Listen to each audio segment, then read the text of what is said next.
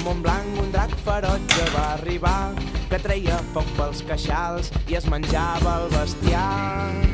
I es va cruspir tots els vents i les vaques i els cabrits. La bèstia estava afamada i tot el poble esporuguit.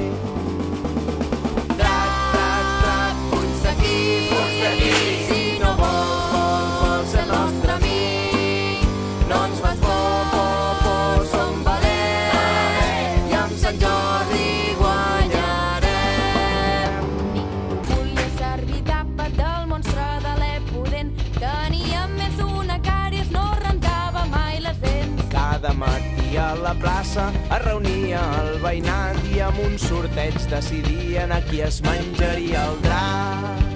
Però un dia la sort del poble es va girar contra el rei i li truca a la princesa oferir la seva pell. Drac, drac, drac, fuig d'aquí, si no vols ser el nostre amic.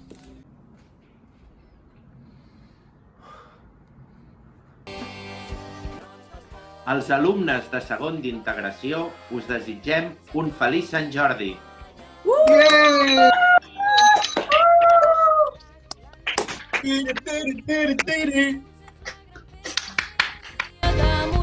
Quan ja estava a punt de salt i la taula ben parada va aparèixer a l'horitzó una armadura que brillava.